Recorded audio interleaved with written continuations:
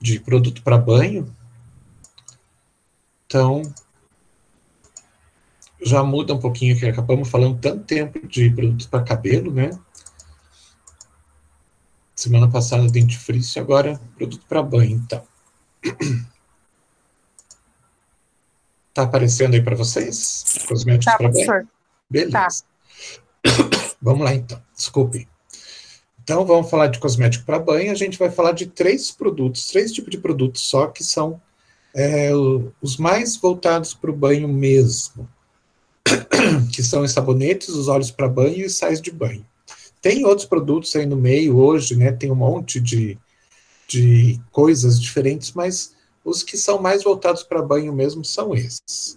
Então, a gente vai falar dos três. Falando primeiro dos sabões e sabonetes. Então, só desculpe, lembrando que sabão e sabonete, eles têm tudo a mesma origem, né? Então, o sabão, na verdade, ele é produzido sempre de matéria-prima vegetal, animal, oleosa, né? Então, gordura animal ou vegetal, sempre, né? E o sabonete também é a mesma coisa. Na verdade, o processo é o mesmo. Eu faço a massa de sabão, e daí, para transformar essa massa de sabão em sabonete, eu só vou, na verdade, colocar substâncias para dar característica melhor. Então, digamos que eu faça lá uma massa de sabão feito de gordura vegetal, fiz aquilo é uma massa, né? Então, essa massa a gente chama de sabão. Então, aquele resultado primeiro, assim. Daí, se eu quiser transformar aquilo em algo, né, para tomar banho, tudo mais, eu vou ter que colocar um monte de substâncias ativas que vão levar essa massa de sabão, que tem inclusive um cheiro meio forte, para levar ela para o público aceitar, eu vou ter que colocar um monte de substâncias. Então, eu vou ter que colocar um corante para ficar com uma cor bonita, eu vou ter que colocar uma essência para ficar com cheiro bom, vou ter que colocar agente hidratante para melhorar, né, a hidratação, às vezes vou colocar antisséptico, dependendo, né, do que eu quiser. Então, basicamente, o sabão que eu faço para lavar roupa e o sabonete que eu faço é a mesma coisa. Basicamente, não, é a mesma coisa, é a mesma massa. Só que, quando eu quero transformar ele, então, em um produto vendável como cosmético, eu tenho que colocar características boas para ele, para as pessoas comprarem, né? Se eu fizer um sabão e não colocar perfume, não colocar um corante, não colocar nada, ninguém vai querer comprar, né? As pessoas hoje têm um monte de opções no mercado, então a forma de escolher o sabão que elas vão o sabonete que elas vão utilizar é cheirar, é olhar a embalagem, olhar, né, o produto, e depois, né, que a pessoa leva para casa e utiliza, que daí ela vai decidir se ela vai comprar de novo. Se for um produto muito ruim, né, que deixa a pele muito ressecada, esse tipo de coisa, a pessoa vai pensar duas vezes depois em comprar. Mas se for bom, deixar a pele macia, perfumada e tudo mais, a pessoa com certeza vai comprar de novo. Então, o sabão, que é a base de tudo, né, ele é um tensativo de limpeza, e ele é, nossa, é o mais antigo que a gente tem até hoje. Já vou contar um pouquinho da história para vocês verem que a coisa é bem antiga mesmo. O que é o sabão? Na verdade, é a definição dele que ele é um sal alcalino de ácido graxo. E esse sal alcalino ocorre depois que eu pego, então, esses óleos. Às vezes os sabões são mistura de óleos, né? Não é só um tipo de óleo, às vezes são misturas. Então, eu trato essas misturas com uma substância alcalina, que é geralmente o hidróxido de sódio, a soda cáustica. Daí o que acontece? Então, essa soda cáustica ela vai atuar sobre esses óleos e vai fazer um processo que a gente chama de saponificação, é transformar a estrutura, que era uma estrutura completamente oleosa, em uma estrutura que ela perde essa característica de ser totalmente oleosa. Então, o que acontece? Deixa eu pegar lá na frente.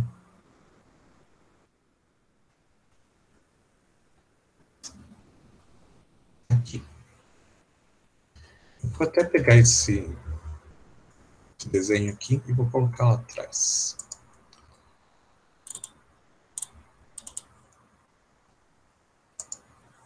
Vou colocar aqui.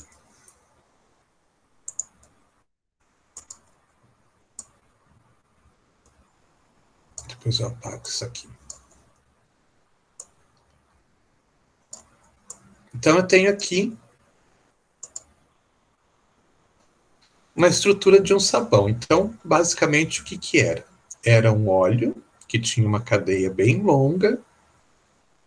Ele era assim, só no CH2 e CH2, e lá no final era um CH3. Com a adição do hidróxido de sódio, da soda, essa partezinha, esse finalzinho da molécula aqui, sofreu uma reação e ocorreu, então, uma transformação desse CH3 que a gente tinha aqui na ponta. E ele se transformou numa substância, numa parte da molécula solúvel. Então, o que acontece? Aqui continua sendo solúvel em óleo como era antes, né? Então, tem a mesma característica do óleo. E a pontinha dessa estrutura sofreu uma mudança e ela passou a ser solúvel em água. Exatamente igual aos tensoativos que a gente viu lá atrás. Então, a gente pode dizer que o sabão é um tensoativo também. E aí, o que acontece? A partir do momento, então, que a gente faz a... chegou alguém, deixa eu abrir a porta. A partir do momento que a gente faz, então, essa reação e a estrutura deixa de ser totalmente apolar e fica com uma extremidade polar, a gente tem, né, a formação do sabão. Então, era óleo, né, com a adição do hidróxido de sódio, a reação do hidróxido de sódio, ocorre a formação de uma extremidade polar, ou seja, que consegue se ligar com a água, enquanto essa outra parte continua se ligando com o óleo. Então, forma o que a gente chama de tensoativo. Tensoativo também é a mesma estrutura, mesmo tipo de estrutura. Uma parte grande que se liga com óleo e uma parte extrema, uma extremidade, né, que se liga com a água. Então, quando a gente faz essa reação, a gente tem o sabão, da forma que vocês conhecem, e ele passa a ter essa característica um pouco diferente. Então, o que acontece? A gente vai ver isso mais lá na frente, onde está esse desenho novamente, mas quando existe a utilização desse sabão para fazer a limpeza da pele, por exemplo, a gente tem a pele lá que já está suja, né, engordurada, porque a gente foi produzindo bastante oleosidade durante o dia. Então, o que acontece? Quando a gente passa o sabão, essa parte aqui vai se unir naquela gordura que está na superfície da nossa pele. E essa parte aqui vai ficar de fora. Ela não vai se ligar com aquela gordura. Então, no desenho que tem lá na frente, vocês vão ver melhor. Então, essa parte aqui, ela entra dentro das gotículas de gordura e essa aqui fica para fora. Aí, quando a gente vai se enxaguar, que a gente, né, já passou o sabão e tudo mais, a gente vai se enxaguar. Quando você passa a água vem aqui, se liga com essa parte e puxa tudo isso, porque a água vem com a força do banho, né? Ela vai puxando essa parte aonde ela se ligou. E daí o que acontece? Ela não puxa só essa extremidade, ela acaba puxando a cadeia inteira. E como a gordura está grudada aqui nessa parte da cadeia, leva junto a gordura. E assim faz a limpeza. Depois eu mostro o desenho direitinho lá na frente. Ok? Então, o processo é isso. O processo é tratar óleos e gorduras com o hidróxido de sódio. O hidróxido de sódio, então, faz aquela reação que a gente chama de saponificação e transforma o óleo numa substância, num sal, na verdade, né? E esse sal, então, se liga com a água e se liga com o óleo. E a gente tem aquela massa de sabão que eu acredito que todo mundo já tenha visto, né? Ou não? Alguém já viu preparar sabão em casa? Eu já, Já? já. Também? Nós temos 3 aqui agora. Quem que não respondeu? Eu não. Não? Nunca viu? Não. Não? Mas é isso que acontece. A gente pega uma mistura de óleos, né? De repente, se eu quero fazer lá do óleo usado da minha casa, eu vou lá, misturo a soda cáustica na proporção certinha, ocorre um processo e no final da. A André também não? Achei que tinha falado que tinha visto. Então, lá no final, o que acontece? Forma essa massa que a gente conhece como sabão. Então, aquele sabão de lavar roupa que a gente. De lavar louça também, né? Que a gente compra, IP e tal, meio amarelado, assim, é a massa de sabão. É assim que ele fica depois de pronto. Tá certo? E daí, se eu quero transformar aquilo em algo melhor, em sabonete, daí eu vou então adicionar outras substâncias em cima dessa massa para que ela fique com um aspecto melhor, cheirando melhor, com uma corzinha melhor, tal, e traga melhoria para quem for utilizar como cosmético, tá? Cadê? Aqui. Só falando um pouquinho da história do sabão para vocês entenderem de onde que surgiu. Tem relato que fala que para limpeza de pele, né, para se tomar banho, na verdade, já se usa os sabões há mais de 4.000 anos. Então, já antes de Cristo, já era comum a utilização. Porém, a descoberta é muito mais antiga. A descoberta diz que é de torno de 6.000 antes de Cristo. Então, é muito tempo. Com os fenícios, e aconteceu de uma forma, segundo consta, né, conta a história, aconteceu de uma forma assim meio que por acaso.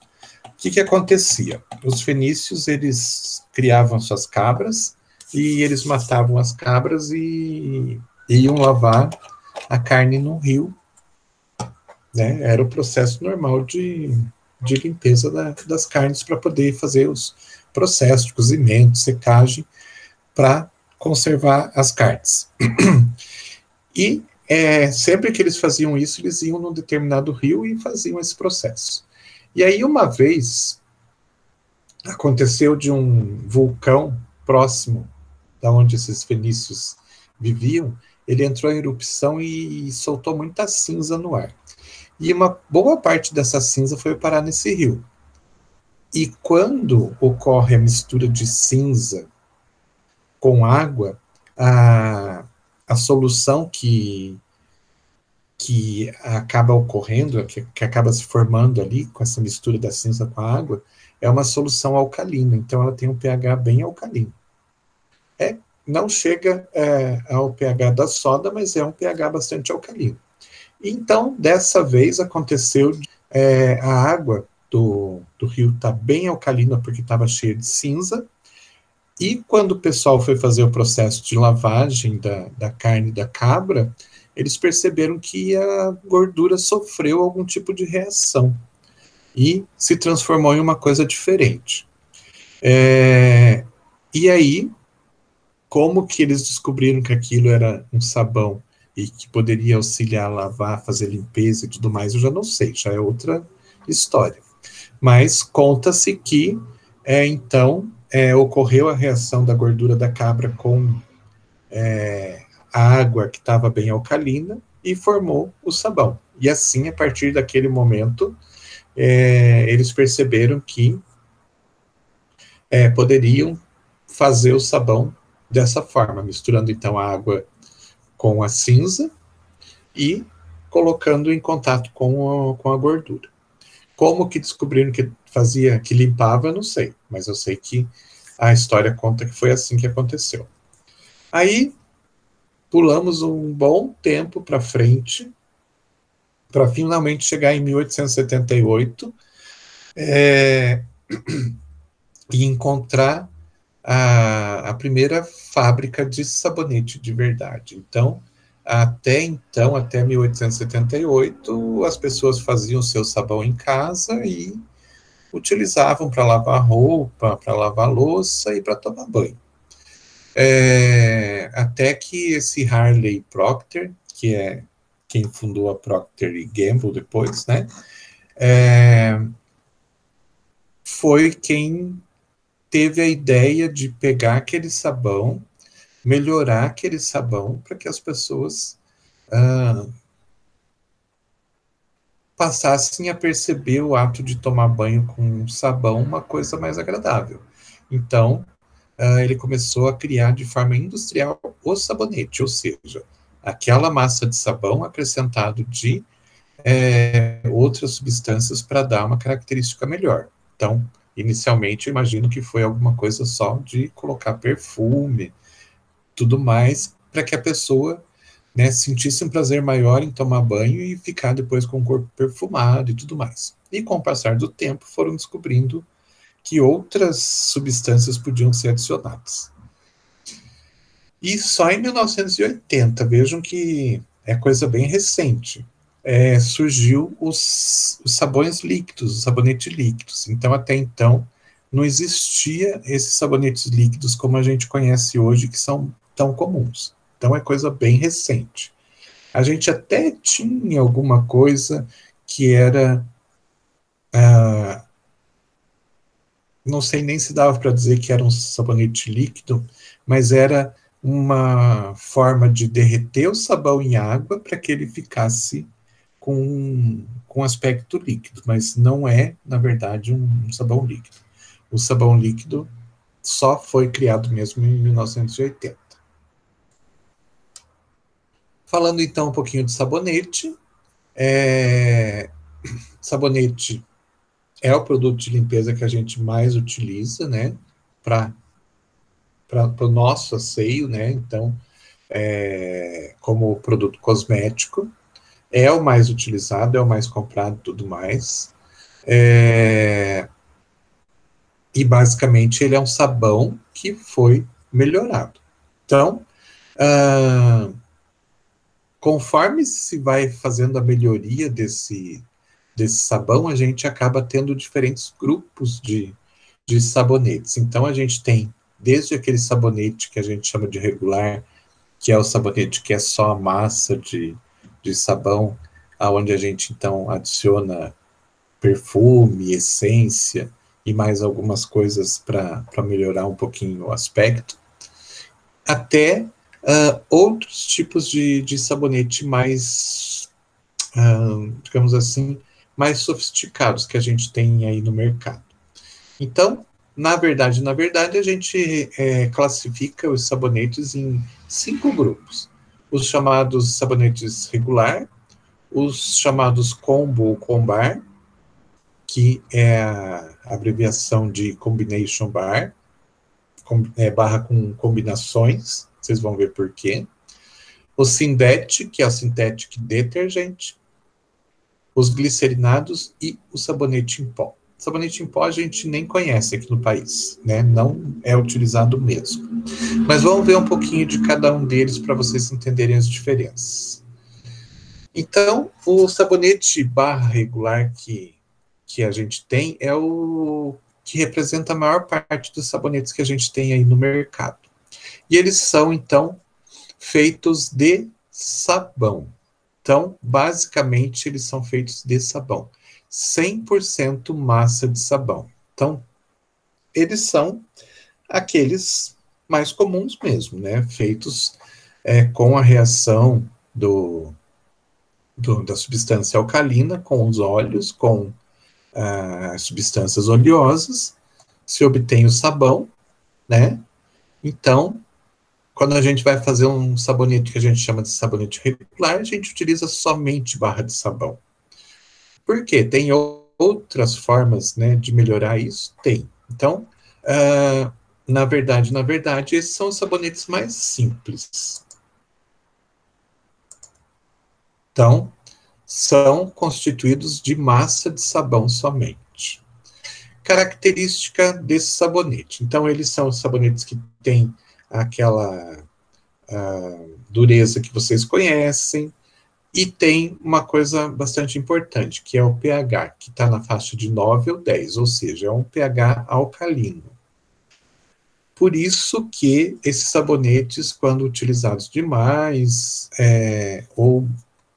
dependendo do produto, quando a utilização do hidróxido de sódio não é controlada, de repente pode ser que fique uma quantidade, seja adicionada uma quantidade a mais do que seja exatamente necessário, todos eles têm um pH alcalino, entre 9 e 10. Então, assim, todos são alcalinos e todos acabam trazendo um ressecamento para a pele. Então, se você lava demais suas mãos, por exemplo, você vai começar a perceber que a pele resseca e tudo mais. Por quê? Por causa do pH. Muito bem. E pelo fato de ser um sabonete que só tem massa de sabão. Não tem outra coisa como agente detergente, né? O outro grupo que a gente tem, o Combar, ele tem a maior parte da sua composição de massa de sabão, mas é adicionado um pouco de detergente sintético. E isso traz o que de vantagem em relação ao sabonete barra regular? É um sabonete que, pelo fato de a gente adicionar um detergente sintético, a gente vai ter um sabonete, então, que faz mais espuma, faz uma espuma mais persistente, e pelo fato de a gente adicionar esse detergente sintético e diminuir, então, a proporção desse sabão, a gente acaba diminuindo um pouco a característica de ressecamento. Então, ele não resseca tanto a pele quanto o sabonete barra regular. Porém, o pH dele continua na faixa de 9 e 10, ou seja, ele continua sendo alcalino e continua trazendo, da mesma forma, ressecamento para a pele. Então, assim, entre o sabonete barra regular e o Combar é um pouco melhor, porque ele traz características melhores, porém, em relação ao pH, ele continua sendo alcalino e irritante para a pele. Aí a gente tem um terceiro grupo de sabonetes, que são os chamados Sindet. Vejam só, eles têm na sua composição de 0 a 10% de massa de sabão, então aquela massa de sabão mesmo é a proporção menor, e o restante é detergente sintético, e aqui é um detergente sintético específico, que ele é sólido, e traz uma característica de melhorar o pH. São os chamados isotionatos, e eles conseguem, então, melhorar a característica do pH. Essa massa de sabão aqui, que teria um pH mais alto, quando adicionado com esse detergente sintético na maior parte, né, da composição, ele acaba trazendo o pH do material pronto para 5,5 a 7, ou seja, bem próximo ao pH da pele, então não traz irritação para a pele. É aquele sabonete que a gente utiliza e a pele fica macia, a pele não fica ressecada, ela fica hidratada.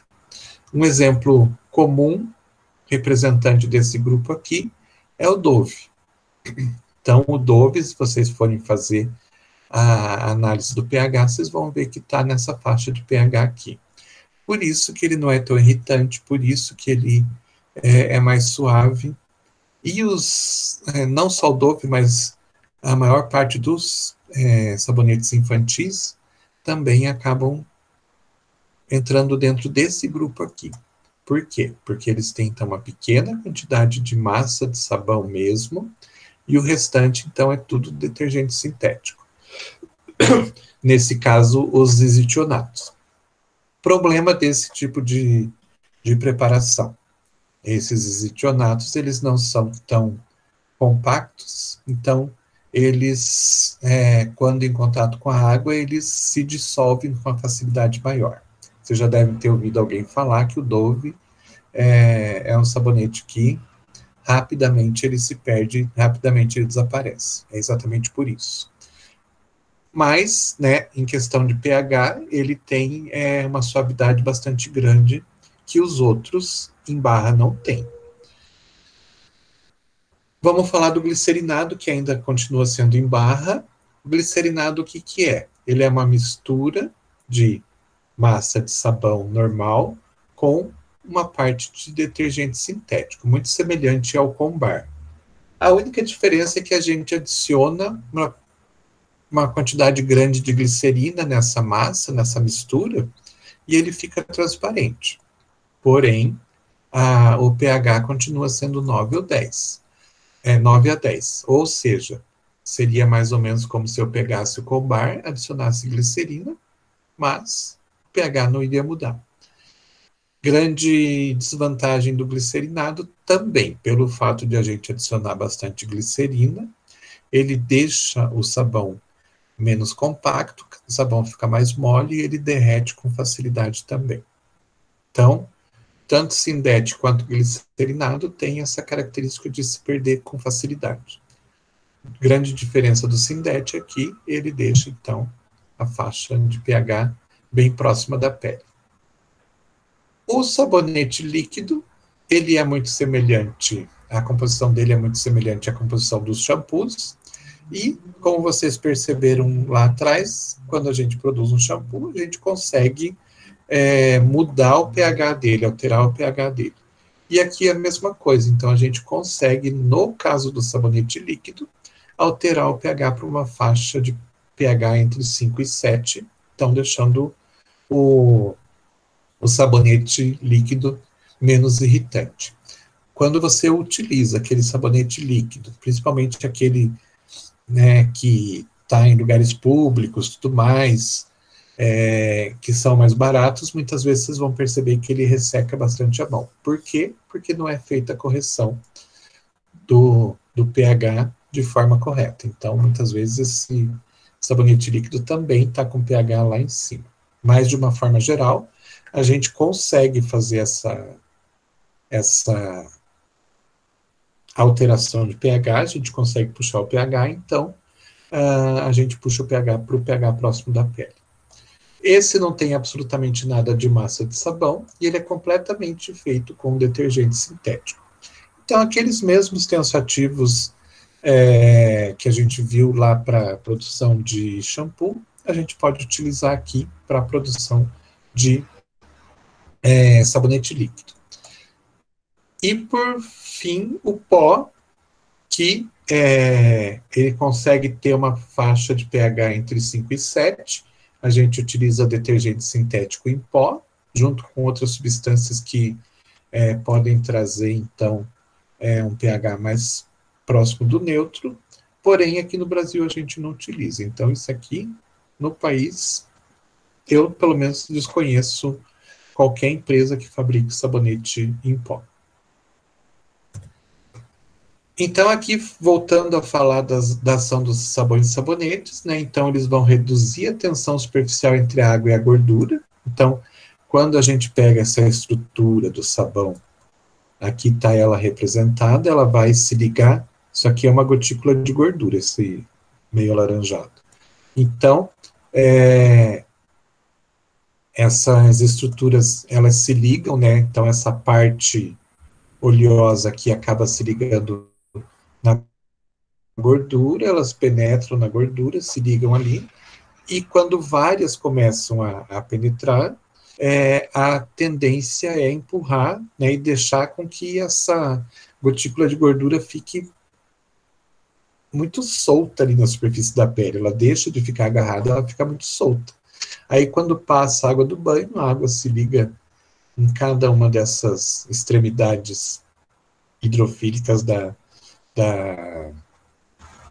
da estrutura e consegue carregar facilmente ah, as estruturas junto com a gotícula de gordura. E assim a gente tem a limpeza da pele. Simples, simples. Falando dos tipos de sabonete que a gente tem. Então, a gente tem os sabonetes líquidos ou cremosos, né? Tem os banhos de espuma e o sabonete em barra. Sabonete em barra a gente já viu. A gente vai falar um pouquinho mais de sabonete líquido e banho de espuma. Falando então de sabonetes líquidos. Como eles não são produzidos,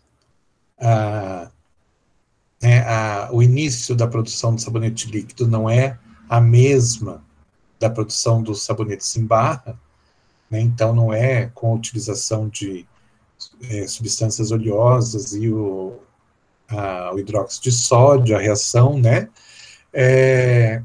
Eles não são considerados sabões verdadeiros, então eles são mistura de tensoativos. Então, para nossa área, eles são misturas de tensoativos e não sabões verdadeiros, porque os sabões verdadeiros têm que ter aquela origem, então, nas substâncias gordurosas. Como aqui não é, a gente chama só de uma mistura de tensoativos. Então, é uma mistura de tensoativos que vão fazer o processo, ajudar o processo de limpeza, né?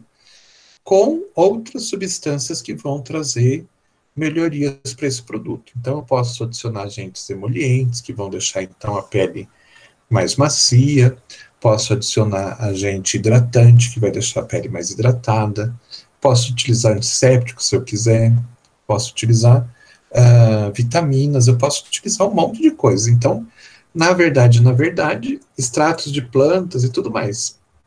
Na verdade, a base é praticamente a mesma, né, que são os tensoativos detergentes, e eu vou adicionando substâncias conforme eu queira desenvolver esse produto. Então, aqui eu não consigo ler direito, mas parece que é alguma coisa de limão.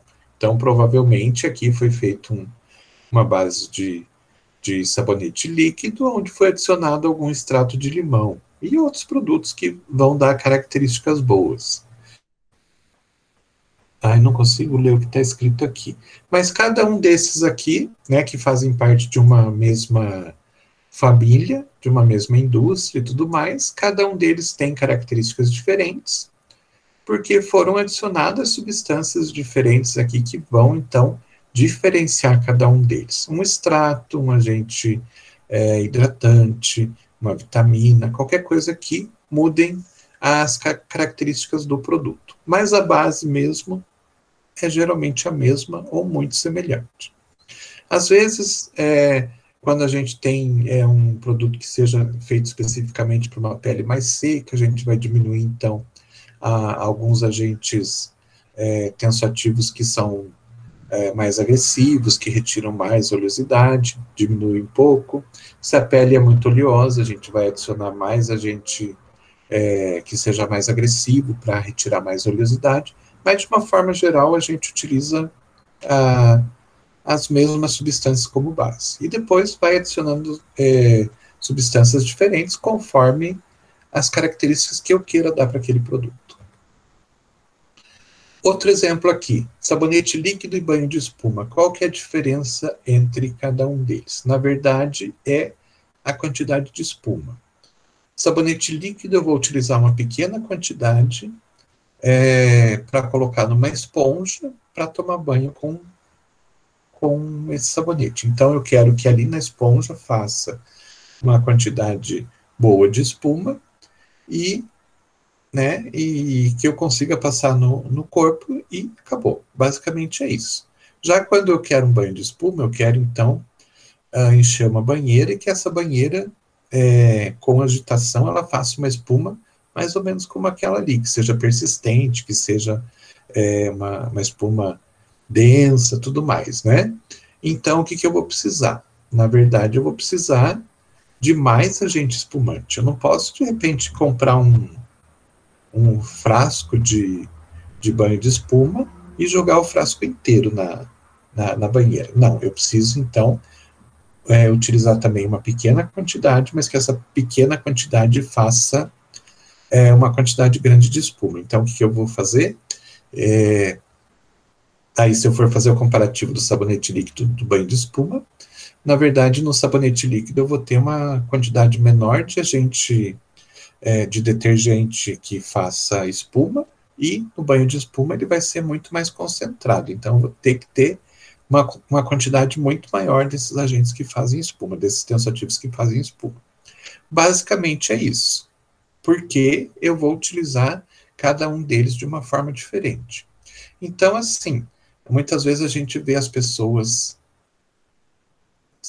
por algum motivo, né, não tem um banho de espuma em casa, e vão utilizar uma banheira, e querem encher a banheira, e querem fazer espuma, e elas pegam o sabonete líquido. Aí o que elas precisam fazer? Jogar quase que o frasco inteiro dentro da banheira para fazer uma espuma como essa que a gente está vendo aqui.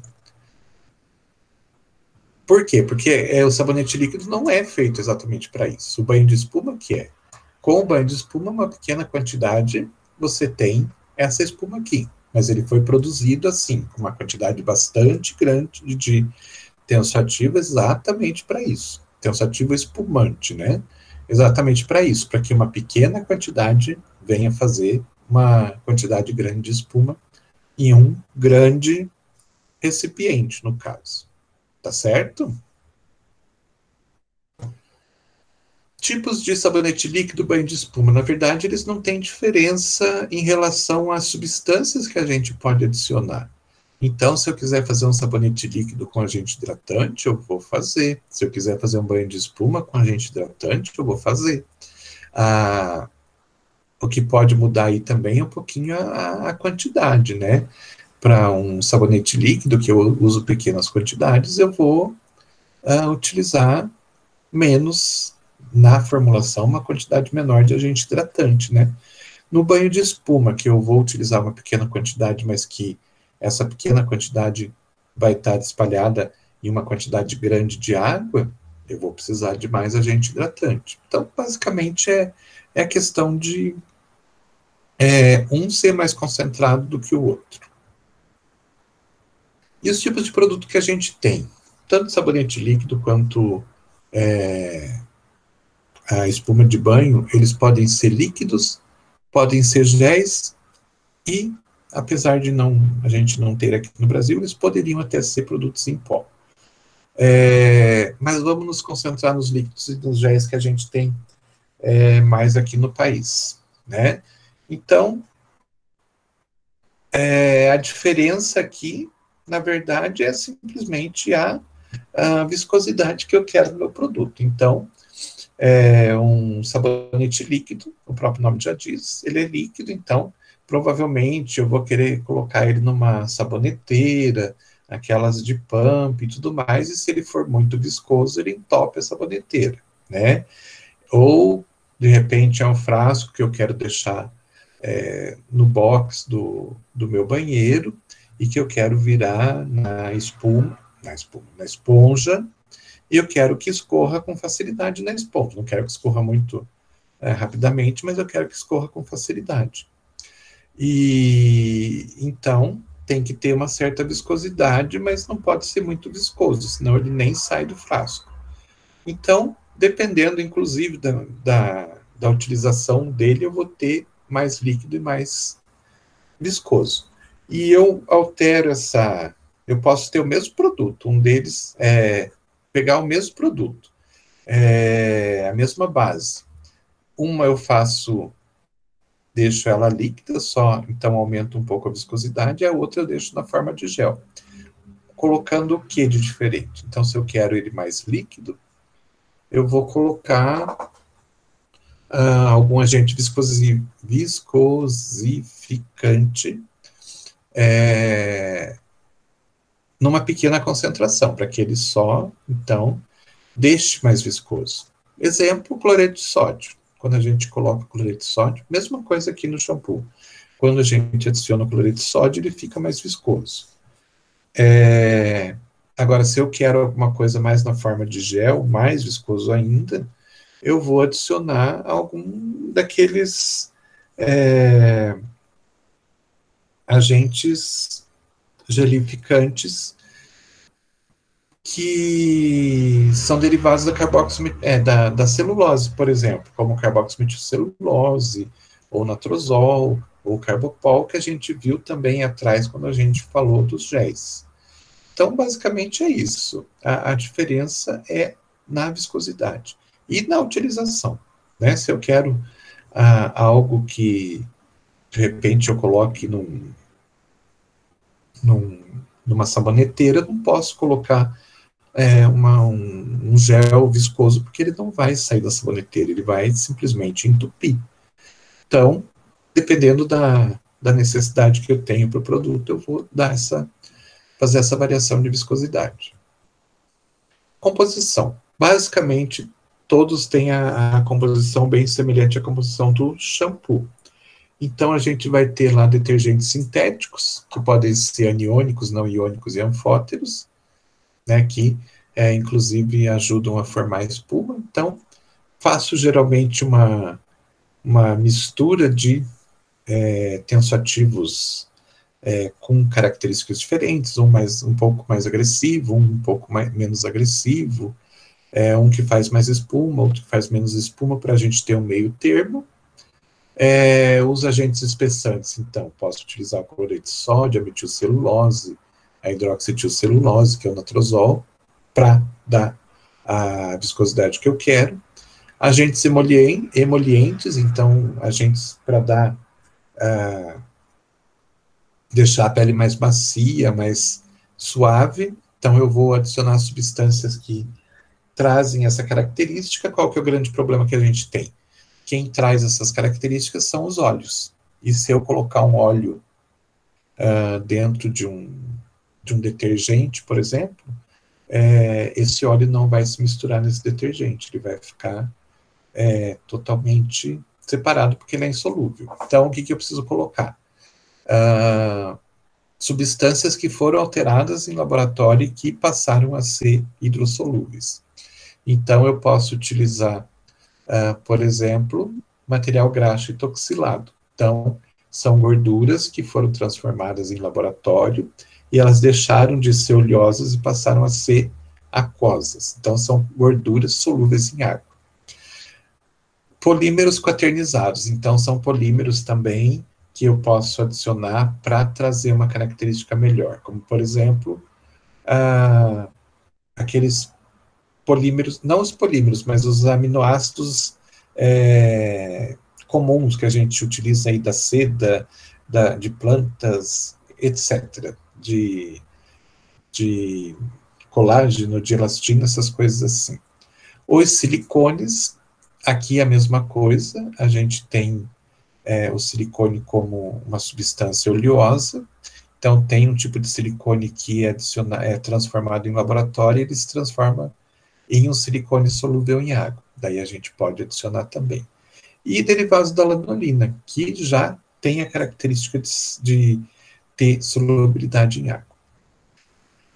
Outro componente de um sabonete líquido é a essência, que é fundamental, porque as pessoas compram o produto pelo cheiro que o produto tem. Elas querem ficar com aquele cheiro no seu corpo depois de tomar banho. Então, elas vão abrir o frasco e vão cheirar. Então, essa essência que é colocada, ela tem que ser notada quando você abre o frasco. Então, abriu o frasco, você já sente o cheiro. É importantíssimo que isso aconteça. Se a pessoa abrir o frasco e tentar sentir o cheiro e não tiver cheiro nenhum, ela vai fechar e nunca mais vai pegar aquele frasco. O cheiro tem que ser fresco e volátil para causar impacto. Então, tem que dar uma sensação de limpeza, trazer uma sensação de limpeza para a pessoa. Então, dependendo da essência, se ela não trouxer essa sensação de limpeza, de bem-estar e tudo mais, a pessoa não vai comprar. Essa essência tem que ser persistente, ela tem que durar e tem que ser estável durante toda a vida comercial do produto. Então, tem que ser uma uma essência que dura no corpo quando é passado e, ao mesmo tempo, dura no produto. Além disso, o que mais que pode ser adicionado, que faz parte da composição? Corantes, conservantes, antioxidantes, acidulantes, substâncias que são utilizadas, né, para dar alguma característica, e outros componentes, como o antisséptico, vitamina, esfoliante, se for o caso. E assim a gente tem a composição de um sabonete líquido.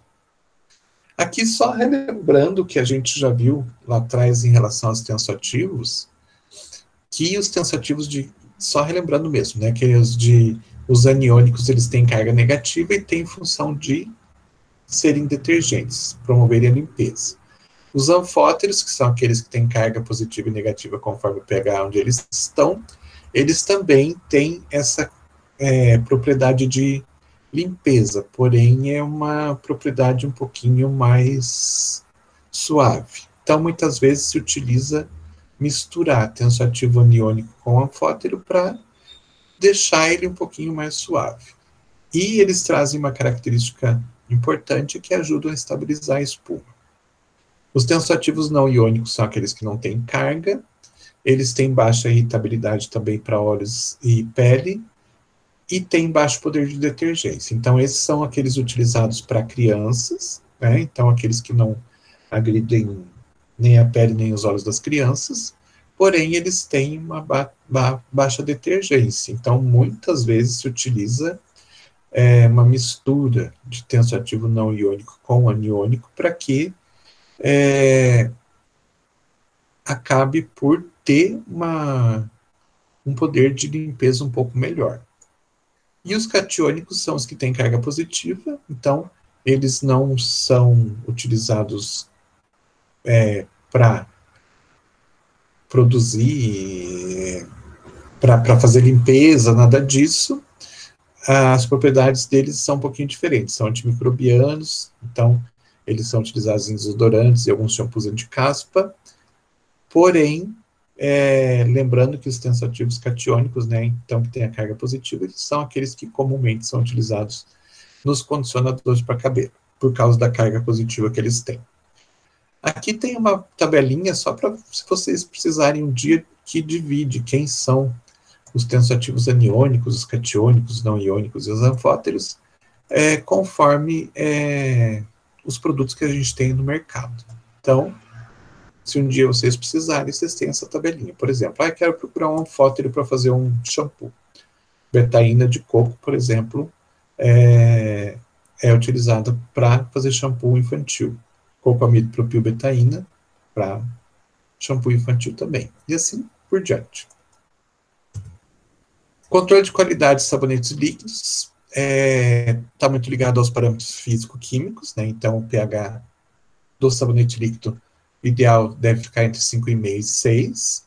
A viscosidade de 1.000 a 2.000 centipóises para produtos transparentes e 4.000 a 6.000 centipóises para produtos perolados. Por que essa diferença? Porque para a gente conseguir o produto perolado, a gente vai adicionar substâncias insolúveis no shampoo. A gente adiciona estearatos que são insolúveis, então eles ficam suspensos no shampoo, no sabonete líquido. E o que acontece se o sabonete líquido estiver pouco viscoso? Como o produto, os estearatos são insolúveis, a tendência é que eles se depositem no fundo do frasco, e não é isso que a gente quer. A gente quer que o estearato fique ali no meio daquele líquido de forma homogênea. Então, a gente tem que aumentar a viscosidade e deixar o produto mais viscoso para que esse produto não se deposite lá no fundo do frasco. A densidade de 1,010 a 1,020 gramas por ml, e a gente faz a verificação da espuma, porque o povo quer, né? Os consumidores querem que tenha bastante espuma. Então, essa espuma tem que ter volume e tem que ter consistência, ou seja, ela tem que ser volumosa, fazer bastante espuma e ela durar bastante tempo. E o controle de qualidade também pede verificação de microbiologia, porque pode ter micro-organismos, desde que eles estejam abaixo de 10 unidades formadoras de colônia por grama. Não é um produto estéril. Óleo de banho são os chamados óleos corporais. A gente tem, então, vários tipos de óleo de banho e todos, na verdade, têm a mesma característica, a reposição do filme lipídico ou hidrolipídico. A gente tem 4 diferentes formas de óleo para o corpo no mercado. Cada um deles tem características diferentes, todos auxiliam na formação do filme hidrolipídico, porém, a forma de uso e a forma de atuação deles é um pouquinho diferente. Primeiro tipo, são os chamados óleos flutuantes. Então, são óleos que são totalmente óleos. Então, são óleos na sua característica mais essencial. São geralmente óleos tipo óleo de semente de uva ou óleo de amêndoa, onde se adiciona uma essência. Na verdade, então, é como se a gente pegasse o óleo de semente de uva, misturasse numa essência para ele ficar mais cheiroso, mas é um óleo comum. Então, quando você coloca ele na água da banheira, o que vai acontecer? Ele vai formar uma película em cima, ele vai ficar flutuando na superfície. E daí, conforme você se movimenta, esse óleo vai se aderindo à tua pele e vai fazendo, né, o processo de formação de uma película ali. Esse é o primeiro tipo, é o óleo mais simples. Um segundo tipo de óleo que a gente tem são os chamados óleos dispersíveis. O que eles são? São óleos também vegetais, né? Então pode ser o óleo de semente de uva, por exemplo, que eu adiciono tensoativo, e esse tensoativo, então, ele vai se incorporar no óleo, e quando esse óleo misturado com o tensoativo misturar na água, vai formar aquilo que a gente viu lá anteriormente, que é a emulsão. Então, eu tenho o óleo, tenho a água e tenho o agente tensoativo ali fazendo o efeito de emulsionante. Então, basicamente, quando eu produzo esse óleo, eu vou ter no seu interior o óleo junto com o tensoativo. Quando que ele vai formar o óleo? Quando ele se misturar com a água. Daí a gente tem os 3 ingredientes para a formação de um creme. Então, esse é o tipo de óleo que as pessoas utilizam quando saem do banho e estão com o corpo molhado, porque daí ali você pega o óleo com tensoativo, passa na pele, geralmente a pele ainda está quente do banho e tudo mais, faz um aquecimento e transforma aquilo num creme. Claro que não é um creme branco, né, que a gente veja, não. Ele forma, na verdade, o filme hidrolipídico. Então, na verdade, quando vocês estão passando esse óleo, vocês estão criando um filme hidrolipídico na superfície da pele. Tem um terceiro tipo, que são os óleos solúveis. Eles têm grandes quantidades de tensoativo, uma quantidade bem maior. Então, eles acabam, pela quantidade tão grande que tem de tensoativo, eles acabam se solubilizando na água do banho. Então, eles acabam se dissolvendo na água do banho. Então, você não consegue mais perceber as gotículas de óleo, nada disso. Ele está fazendo o efeito dele de emoliência, né? Você, depois que você sai do banho, você sente a pele mais macia e tudo mais, porém não sente, como no caso do óleo flutuante, que a pele fica mais gordurosa. E por último, os óleos espumantes, que são então esses óleos solúveis, esses anteriores, que a gente adiciona uma concentração grande de substância detergente. Então ele faz o mesmo processo do óleo solúvel, só que, além disso, ele faz espuma. Então, a pessoa joga o óleo na água, esse óleo se dispersa na água, faz espuma e, ao mesmo tempo, vai fazendo o efeito de deixar a pele macia. E, por último, os sais de banho. Então, os sais de banho, eles são cosméticos que são sólidos, né, que são utilizados para limpar, tonificar, esfoliar e perfumar a pele durante o banho. E eles podem ser fabricados na forma de pó, de cristal ou comprimido efervescente. Então, a gente tem aí as mais diversas formas. Existem vários pós também que a gente pode utilizar, como sendo os pós base para a formação dos sais de banho. O mais comum de todos é o cloreto de sódio, que é o sal que a gente conhece tão bem. Ele tem uma característica bem interessante, que é aquela característica que muitas vezes as pessoas falam: eu vou tomar um banho de sal grosso para descarregar. Isso tem uma explicação científica. Quando a gente está numa situação de estresse e tudo mais, a gente acaba jogando para a superfície da nossa pele um monte de radicais livres que tem carga negativa. Então, realmente, a nossa pele fica com carga negativa, fica carregada negativamente.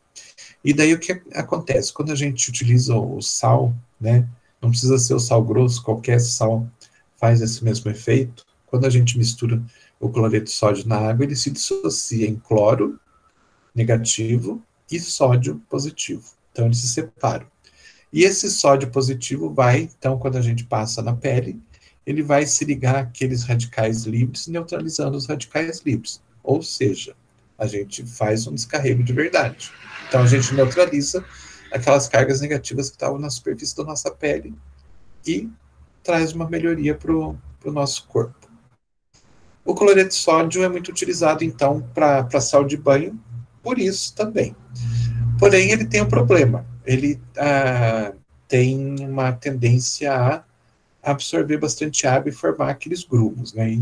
Então, isso não é bom quando a gente vai preparar um sal de banho. De repente, a gente prepara, coloca dentro de um frasco, e quando a pessoa compra e leva para casa, absorveu umidade do ambiente, chega em casa, está empedrado. Não é isso que a gente quer, né?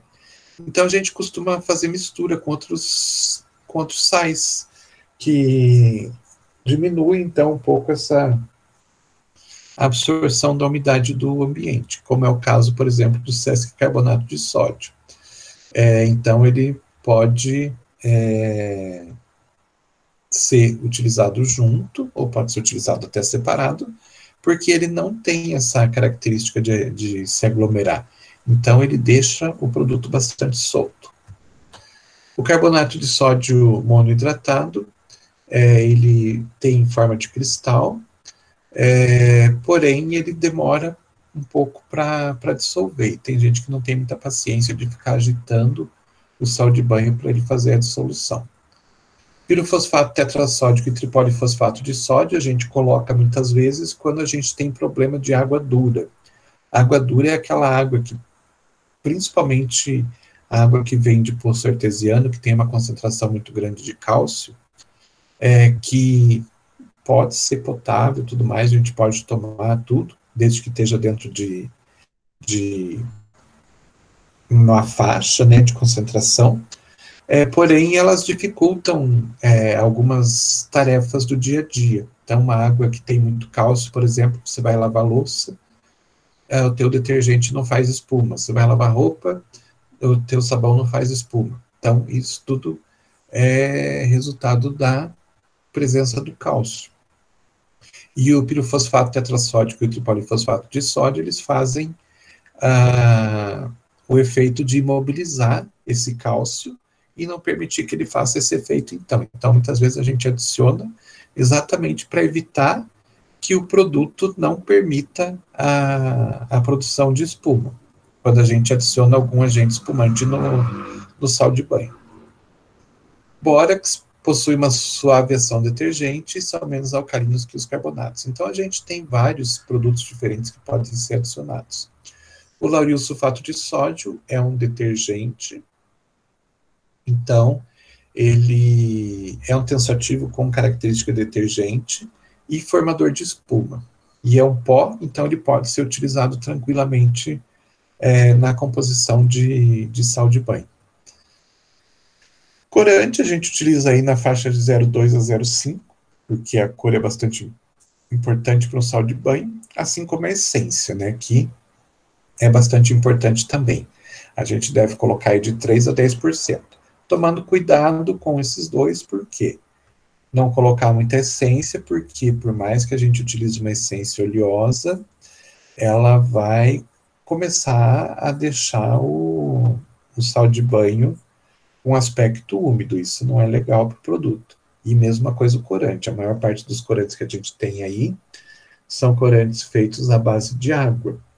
E eles podem umedecer o produto, né? Então a gente tem colocado uma concentração de modo que ele fique colorido, porém ele não deixe o produto com aspecto de umidade. Os sais efervescentes, vocês já devem ter visto essas bolinhas aqui, elas são bastante comuns nos dias de hoje.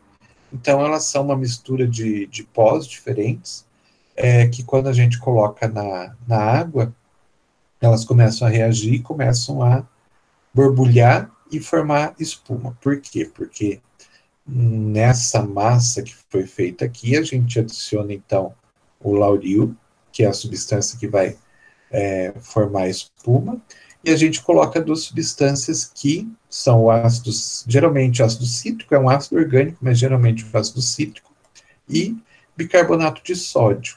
Pode ser carbonato também, mas geralmente a gente utiliza bicarbonato de sódio.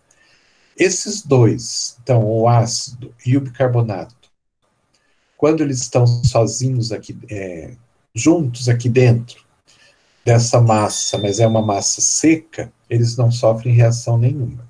Porém, quando a água entra em contato, o ácido cítrico mais o bicarbonato reagem com a água e começam a ter reação química onde eles liberam gás carbônico. Por isso que essas bolas efervescentes, elas começam a ferver. Entrou em contato com a água, ácido cítrico e bicarbonato começam a reagir e formar CO2. Os comprimidos efervescentes, eles são feitos da mesma forma que aquelas bolas. Também pode ser adicionado ácido orgânico com bicarbonato. E daí a gente pega essa mistura de pós, umedece essa mistura de pós, forma uma massa, coloca dentro de uma forma e acaba tendo esse tipo de produto como resultado. A umidade tem que ser bastante baixa, então a gente evita produtos que tenham água, a gente utiliza a umidade com produtos que preferencialmente não tenham água. Como assim? Por exemplo, quando a gente vai aplicar o corante, por exemplo, eu vou dar preferência para um corante que eu dissolvi em álcool, ao invés de um corante que eu dissolvi em água. Até porque, se tiver bicarbonato e ácido cítrico ali, vai começar a ferver, e eu não quero isso. E a reação só acontece na frente da água. Então, se eu utilizar um corante que foi dissolvido em álcool, eu posso umedecer o produto tranquilamente, que ele vai umedecer, eu vou conseguir fazer aquela massa, porém, não vai ter a reação do ácido cítrico com o bicarbonato. Ou, de repente, uma mistura de álcool e acetona. São várias as misturas que a gente pode fazer que secam rapidamente e que não tem água na sua composição, então não permitem a reação do ácido com o bicarbonato. E preferencialmente o corante também, a gente utiliza um corante que seja oleoso, porque um corante com água, ele vai fazer com que o ácido e o bicarbonato reajam. E basicamente é isso, gente. Alguma dúvida, alguma coisa?